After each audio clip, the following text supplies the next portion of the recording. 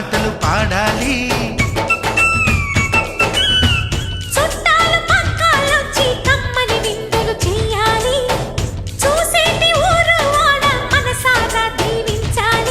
నలుగురు కలిసి చేతులు కలిపి మన కలలన్నీ పండించాలి.